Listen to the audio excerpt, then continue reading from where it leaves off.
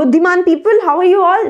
मैं हूं तान्या फ्रॉम विद्यार्थी, आपका स्वागत है एक नई वीडियो में। बुद्धिमान क्यों बोला मैंने, है नहीं। तो हम पढ़ने वाले हैं क्लास 6 का संस्कृत का चैप्टर नंबर 8, जिसका नाम है बुद्धि सर्वसाधिका। ठीक है, क्या है? बुद्धि सब कुछ हासिल कर सकती है।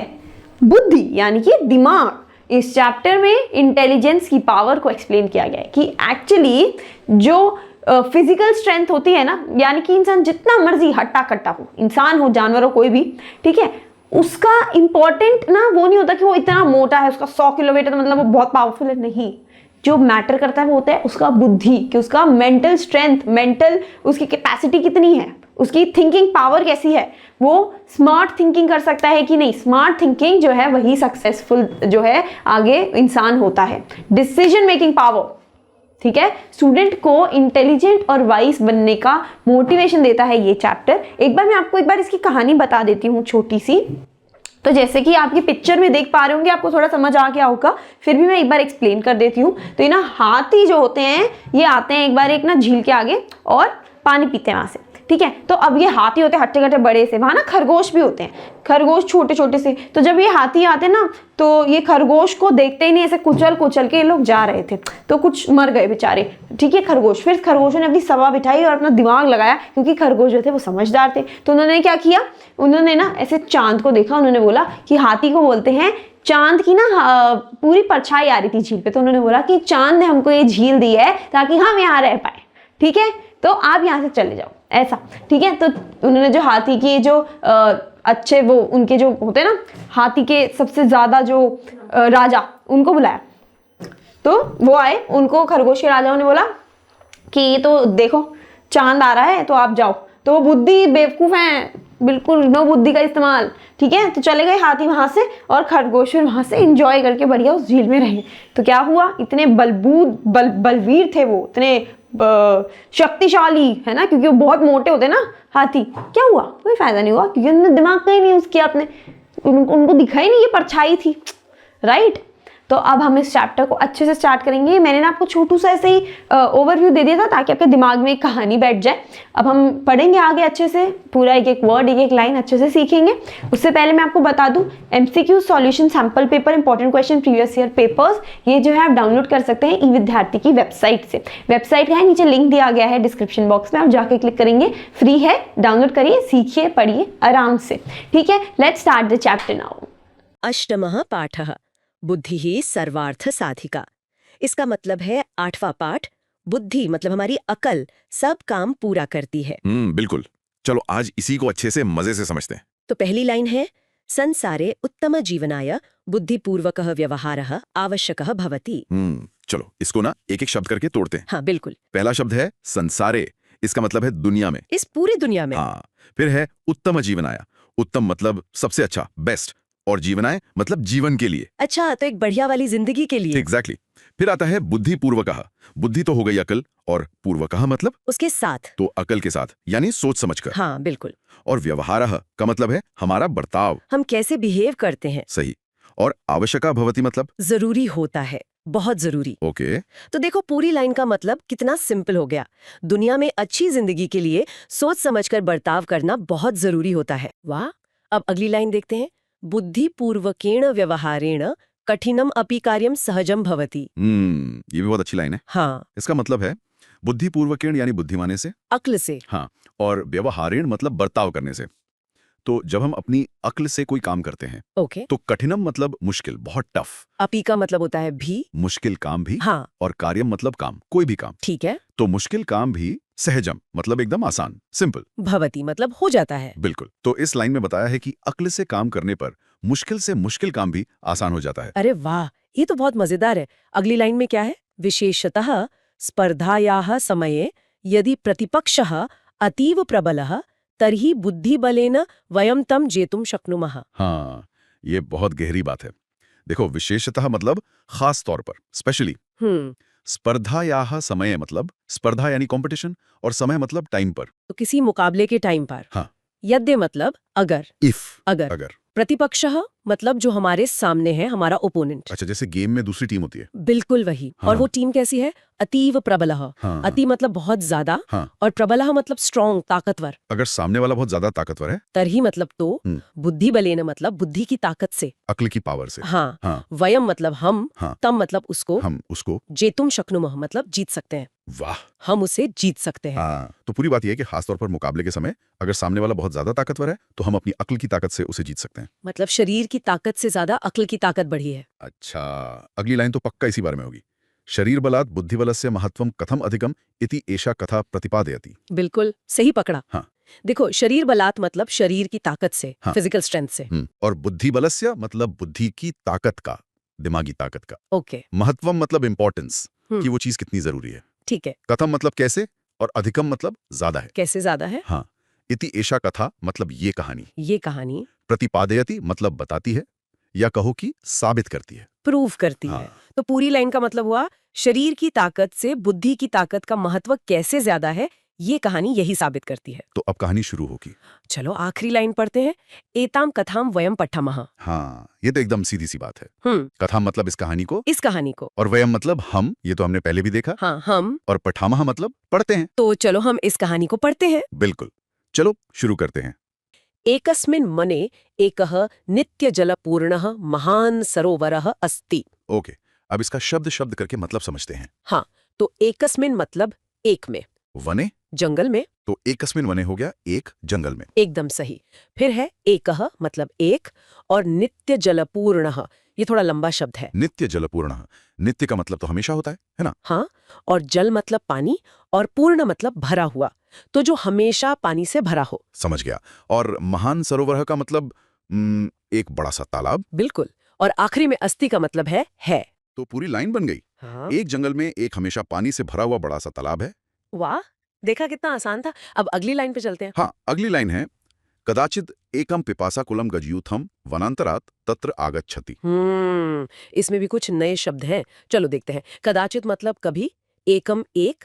और ये पिपासाकुलम क्या है? देखो, पिपासा का मतलब होता है प्यास, और आकुलम मतलब बेचैन, तो प्यास से बेचैन। अच्छा, प्यास से बहुत बेचैन। और गजयूथम, गज तो हाथी होता है। सही पकड़ा। और यूथ का मतलब होता है झुंड, तो गजयूथम हुआ हाथियों का झुंड। अरे वाह, तो प्यास से बेचैन, हाथियों का झुंड, और वो कहाँ से आता है? वनांतरात। हाँ, वनांतरात मतलब किसी दूसरे वन से, और तत्र आगच्छति का मतलब वहां आता है। तो पूरी लाइन का मतलब हुआ कि एक बार प्यास से बेचैन हाथियों का एक झुंड दूसरे जंगल से वहां आता है। एकदम सही। अब देखते हैं कि वो हाथी वहां आकर करते क्या हैं। अगली लाइन है, तस्मिन् सरोवरे ते गजाः स्वेच्छया जलम पीत्वा स्नात्वा क्रीडित्वा च सूर्यास्त समये निर्गच्छन्ति। ये तो बहुत लंबी लाइन है, पर घबराना नहीं, बहुत आसान है। पहला हिस्सा है तस्मिन सरोवरे। इसका मतलब हुआ उस तालाब में। बिल्कुल। ते गजाह मतलब वे सब हाथी, और स्वेच्छा का मतलब है अपनी मर्जी से। अपनी इच्छा से। ठीक है। फिर आता है जलम पीतवा, मतलब पानी पीकर, स्नात्वा मतलब नहाकर, और क्रीडित्वा च, क्रीड़ा मतलब तो खेलना होता है। हाँ, तो क्रीडित्वा मतलब खेलकर, और संस्कृत में च का मतलब होता है और। अच्छा, तो पानी पीकर, नहाकर और खेलकर। और वो जाते कब हैं? सूर्य अस्त समय, मतलब सूरज के अस्त होने के समय पर, यानी शाम को। और निर्गत छंती मतलब निकल जाते हैं या चले जाते हैं। तो उस तालाब में वे हाथी अपनी मर्जी से पानी पीते, नहाते, खेलते और फिर शाम को चले जाते थे। बहुत बढ़िया। अब देखते हैं कि उस तालाब के पास और कौन रहता था। हाँ, तो अगली लाइन है, तस्य च सरोवरस्य तीरे समन्तात्सु कोमल भूमो बहुनी शशक बिलानी संति येषु बहवः शशकः निवसन्ति। बाप रे, ये तो और भी लंबी लाइन है। चलो इसे भी तोड़ते हैं। तस्य च सरोवरस्य तीरे। इसका मतलब, और उस तालाब के किनारे पर, तीरे मतलब किनारा, हाँ, समन्तात मतलब चारों ओर, चारों तरफ। और सुकोमल भूमो, सुकोमल मतलब तो नरम होता है, और भूमि मतलब जमीन। सही, तो नरम जमीन में। फिर है बहुनी शशक बिलानी। बहुनी मतलब बहुत सारे, और शशक ये खरगोश होता है क्या? एकदम सही। शशक मतलब खरगोश और बिलानी मतलब बिल, तो बहुत सारे खरगोश के बिल। और संति मतलब है। हाँ, तो नरम जमीन में बहुत से खरगोश के बिल हैं। बिल्कुल। और लाइन का आखिरी हिस्सा, येषु बहवः शशकाः निवसन्ति। येषु मतलब जिनमें, बहवः शशकाः मतलब बहुत से खरगोश, और निवसन्ति का मतलब है रहते हैं। तो पूरा मतलब हुआ कि उस तालाब के किनारे चारों ओर नरम जमीन में खरगोश के बहुत से बिल थे, जिनमें बहुत से खरगोश रहते थे। एकदम परफेक्ट। लेकिन अब कहानी में एक मुश्किल आने वाली है। ओहो, क्या हुआ? अगली लाइन है, गजानां परिभ्रमणेन तेषु बिलेषु निवसन्तः बहवः शशकाः क्षतविक्षताः भवन्ति, केचन पुनः मृतः अपि भवन्ति।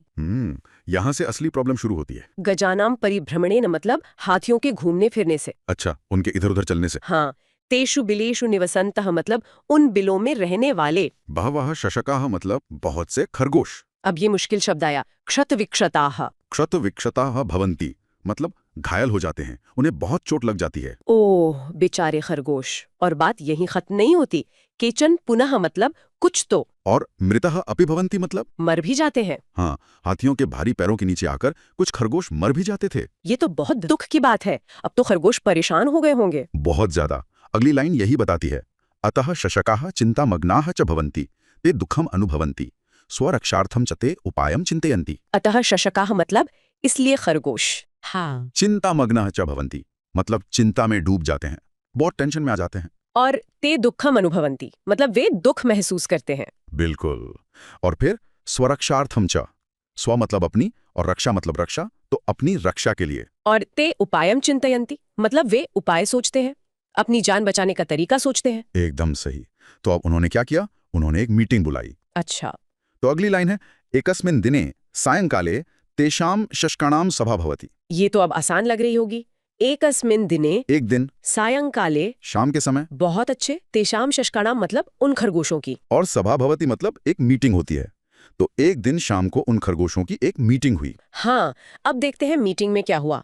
सर्वे शशकाः स्वमतं प्रकाशयन्ति परं ते समाधानं न प्राप्नुवन्ति। सर्वे शशकाः मतलब सभी खरगोश। जी, स्वमतं प्रकाशयन्ति मतलब अपनी अपनी राय बताते हैं, अपना अपना ओपिनियन देते हैं। लेकिन परंतु मतलब लेकिन वे समाधानम न प्राप्नुवन्ति मतलब कोई हल, कोई सोल्यूशन नहीं निकाल पाते हैं। ओ, तो सब बस बातें कर रहे थे पर कोई हल नहीं निकल रहा था। हाँ, ऐसा ही होता है अक्सर। तब आखिर में उनके राजा ने कुछ कहा। राजा ने क्या कहा? अगली लाइन है, अन्ते शशक राजा वदति, अहमेव उपायम चिंतयामि, अधुना वयम सर्वे स्वगृहं गच्छामा। अंते मतलब आखिर में, शशक राजा वदति मतलब खरगोशों का राजा कहता है। वो क्या कहता है? अहमेव उपायम चिंतयामि। इसका मतलब है मैं ही कोई उपाय सोचूंगा। वाह, लीडर हो तो ऐसा। हाँ, और फिर वो कहता है अधुना वयम सर्वे मतलब अब हम सब, स्वगृहम गच्छामः मतलब अपने अपने घर जाते हैं। बिल्कुल, उसने सबको घर भेज दिया ताकि वो शांति से सोच सके। तो फिर क्या राजा को कोई उपाय सूझा? हाँ, सूझा। और उसने अगले दिन अपना प्लान शुरू किया। अन्यस्मिन् दिवसे रात्रो सह शशक राजः यूथाधिपस्य गजराजस्य समीपम गच्छति। अन्यस्मिन् दिवसे रात्रो मतलब दूसरे दिन रात में। सही। स शशक राजः मतलब वो खरगोशों का राजा। और वो किसके पास जाता है? यूथाधिपस्य गजराजस्य। ये क्या है? यूथ मतलब झुंड ओके और अधिपति मतलब लीडर। ओके। तो झुंड के लीडर यानी गजराज के पास। अच्छा, हाथियों के राजा के पास। और समीपम गच्छति मतलब पास जाता है। एकदम सही। अब देखो वो जाके क्या कहता है, यहाँ से कहानी मजेदार हो जाती है। हे गजराज, एषः सरोवरः चन्द्रस्य वासस्थानमस्ति, वयं शशकः तस्य प्रजाः स्म, अत एव सः शशाङ्कः इति नाम्ना प्रसिद्धः। वो कहता है, हे गजराजा, हे हाथियों के राजा, एषः सरोवरः मतलब यह तालाब, चंद्रस्य वासस्थानमस्ति मतलब चांद के रहने की जगह है। अरे वाह। हाँ, देखो कितनी चालाकी से बात शुरू की। फिर वो कहता है, वयम शशकाः मतलब हम खरगोश, तस्य प्रजा स्मः मतलब उनकी प्रजा है। बिल्कुल। और फिर सबसे बड़ा दाव, अतः एव मतलब इसीलिए, सह मतलब वह यानी चांद, शशाङ्कः इति नाम्ना प्रसिद्धः, शशांक नाम से प्रसिद्ध है। पर शशांक ही क्यों? क्योंकि शशा मतलब खरगोश और अंक मतलब गोद, तो शशांक का मतलब हुआ जिसकी गोद में खरगोश हो। कमाल है। मतलब उसने कहा कि हम चांद की प्रजा हैं, तभी तो चांद का नाम भी हम पर है। एग्जैक्टली। और फिर वो आगे कहता है, यदा शशकः जीवन्ति तदा एव चंद्रः प्रसन्नः भवति। यदा मतलब जब, शशकः जीवन्ति मतलब खरगोश जिंदा रहते हैं, तदा एव मतलब तभी, चंद्रः प्रसन्नः भवति मतलब चांद खुश होता है। हाँ, मतलब अगर हम खुश हैं तो चांद खुश है, अगर हमें दुख दोगे तो चांद नाराज हो जाएगा। क्या हाथीराज ने उसकी बात मान ली? इतनी आसानी से नहीं। गजराजः पृच्छति कथम अहम विश्वासं करोमि किम सत्यमेव चंद्रः सरोवरे तिष्ठति। गजराजा पृष्ठति मतलब हाथीराज पूछता है। हाँ। कथम अहम विश्वासम करोमि मतलब मैं कैसे विश्वास करूं। किम सत्यमेव मतलब क्या सच में ही। चंद्रः सरोवरे तिष्ठति चांद तालाब में रहता है। सही सवाल पूछा उसने। तो उसने सबूत मांगा। अगली लाइन में, यदि सरोवरः चंद्रदेवस्य वासस्थानम तर्हि तत्प्रदर्शयतु। यदि मतलब अगर, हाँ। सरोवरः चंद्रदेवस्य वासस्थानम मतलब तालाब चांद देवता के रहने की जगह है। तरही तत्प्रदर्शयतु मतलब तो वो दिखाओ, मुझे सबूत दिखाओ। और खरगोश का राजा तो इसी के लिए तैयार था। अच्छा, तो उसने क्या कहा? शशकः कथयति आम चंद्रस्य दर्शनाय आवाम अधुना एव सरोवरम प्रतिचलावः। शशका कथयति मतलब खरगोश कहता है, हाँ। आम मतलब हाँ, चंद्रस्य दर्शनाय मतलब चांद के दर्शन के लिए, हाँ, आवाम मतलब हम दोनों, हाँ। अधुना एव मतलब अभी ही। सरोवरम प्रतिचलावा मतलब तालाब की ओर चलते हैं। बिल्कुल पूरे कॉन्फिडेंस के साथ कहा कि चलो अभी दिखाता हूँ। फिर वे दोनों तालाब पर गए। गजराजः शशकराजेन सह सरोवरस्य समीपम गच्छति। गजराजः मतलब हाथीराज, शशक राजेन सह मतलब खरगोश राज के साथ। सरोवरस्य समीपम गच्छति मतलब तालाब के पास जाता है। हाँ, और वहां उसने जो देखा उससे वो हैरान रह गया। क्या देखा? सह जले चंद्रस्य प्रतिबिंबम पश्यति चकितः च भवति सह भयेन चंद्रम नमति। स मतलब वह, जले मतलब पानी में, चंद्रस्य प्रतिबिंबम मतलब चांद की परछाई। तो पश्यति मतलब देखता है, वह पानी में चांद की परछाई देखता है। हाँ, चकितः च भवति मतलब और हैरान हो जाता है। और फिर सह भयेन चंद्रम नमति, भय मतलब डर, तो वह डर से चांद को नमस्कार करता है। बिल्कुल, उसे लगा कि चांद सच में पानी में है। खरगोश का प्लान काम कर गया। और फिर क्या हुआ? तथा सह गजयूथेन सह अन्यत्र गच्छति। सह गजयूथः पुनः कदापि तस्य सरोवरस्य समीपम न आगच्छति। ततः मतलब उसके बाद, सह गजयूतेन सह मतलब वह हाथियों के झुंड के साथ, अन्यत्र गच्छति मतलब दूसरी जगह चला जाता है। और दूसरी लाइन सह गजयूथः मतलब वो हाथियों का झुंड, पुनः कदापि मतलब फिर कभी भी। तस्य सरोवरस्य समीपम मतलब उस तालाब के पास न आगच्छति नहीं आता है। एकदम सही, वो डर के मारे अपने पूरे झुंड के साथ हमेशा के लिए वहां से चला गया। और खरगोश? खरगोश आराम से रहने लगे। कहानी की आखिरी लाइन है, शशकाः तत्र सुखेन तिष्ठन्ति सत्यमेव उक्तम बुद्धि ही सर्वार्थ साधिका। और ताकतवर हाथियों को बिना लड़े ही हरा दिया। सच में ये कहानी सिखाती है कि शरीर की ताकत से ज्यादा दिमाग की ताकत जरूरी होती है। बिल्कुल। तो अब सोचने वाली बात यह है कि हमारी रोज की जिंदगी में भी तो ऐसी मुश्किलें आती हैं जिन्हें हम ताकत से नहीं बल्कि अपनी बुद्धि और समझदारी से सुलझा सकते हैं। तो उम्मीद करती हूँ ये चैप्टर आपको अच्छे से समझ आ गया हो, और अगर आ गया do like share and subscribe. अच्छे से पढ़ लीजिएगा for your exams. All the best. ठीक है, अपने फ्रेंड्स के साथ शेयर कर दीजिएगा। कोई भी प्रॉब्लम हो कमेंट सेक्शन में लिखना। सी यू, बाय।